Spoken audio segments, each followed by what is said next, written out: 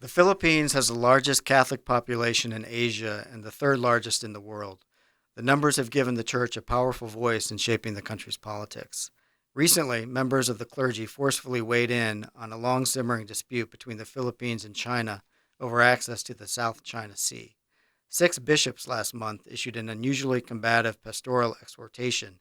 In it, they said that China's aggressive incursions were hurting local fishermen. On a recent trip to the Philippines, RFA and Benar News correspondent Luna Pham visited several Catholic dioceses to learn more about the issues highlighted by the bishops in their recent statement.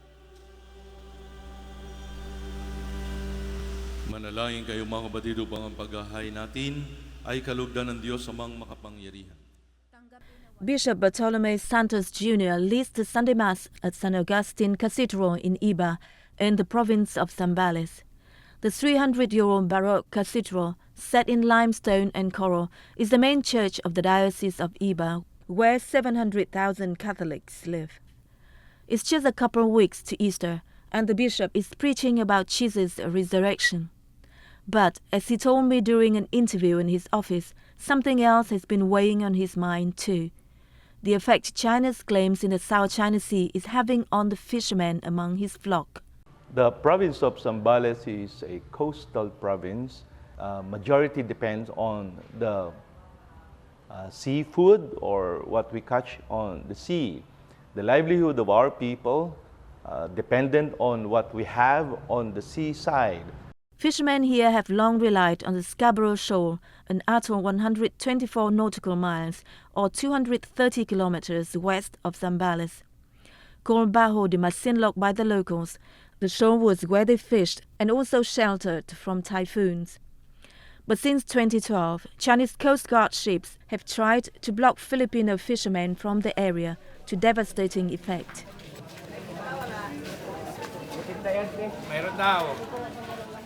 At the Masinloc market these days, it's mostly anchovies, mackerels and small tuna for sale.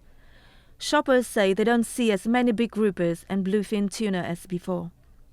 Blocked from resource-rich areas around the shoal, some of the men and women who toil the sea said their catch has dropped by 2/3.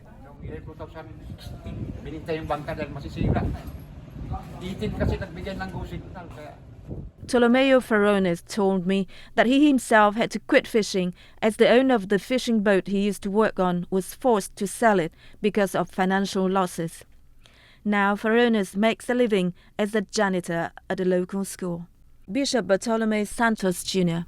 Unfortunately, because of the limited economic boundary, then the livelihood of our poor fisher folks became less and less. Now we have to do something about it. What Bishop Santos Jr. did, along with 5 other Catholic leaders, is release a letter last month condemning the Chinese Coast Guard for preventing Filipino fishing boats from operating in the West Philippine Sea, the part of the South China Sea that Manila claims control of. Aggressive incursions by Chinese ships have wrought havoc on the lives of our fisherfolk, the statement says. Now Filipino fishermen have to venture far into the open sea, risking their lives to make a catch.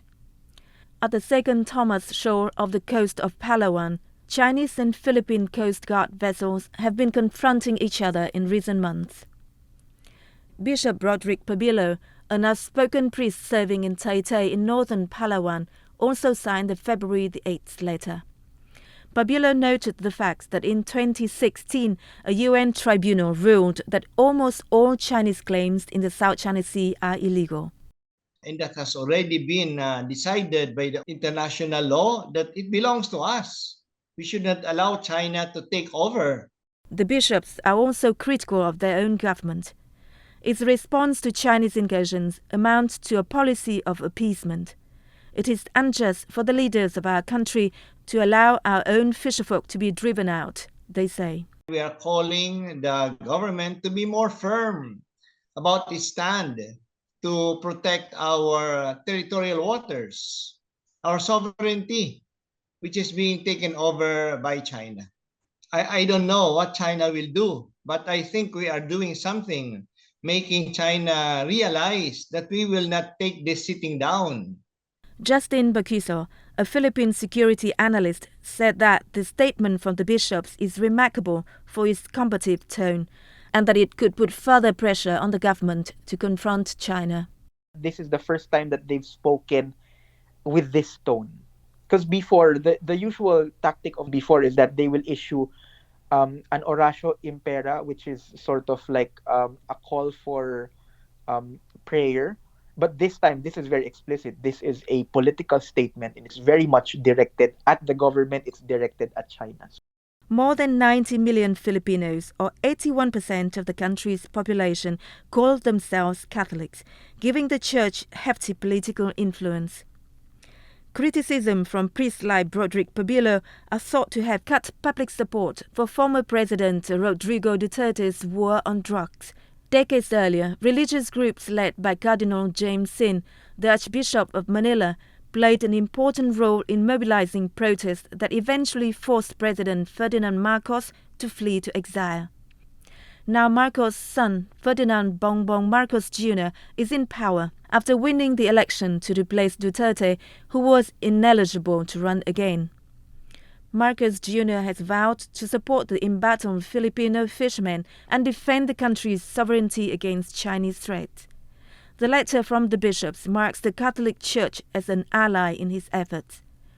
War is not a moral option, but if diplomatic efforts to resolve the crisis fail, then the Philippines should appeal to its allies, unnamed in the letter, to help defend what is ours. The United States has pledged to support the Philippines militarily should it be attacked by a third party. Bishop Santos Jr. Of course, the Catholic Church is not an armed organization, but we need to be proactive in one way or another, but also stand beside our people. We also have to give them hope, and we also have to give them at least the energy and encouragement, not just to give up, but still we have to stand our ground.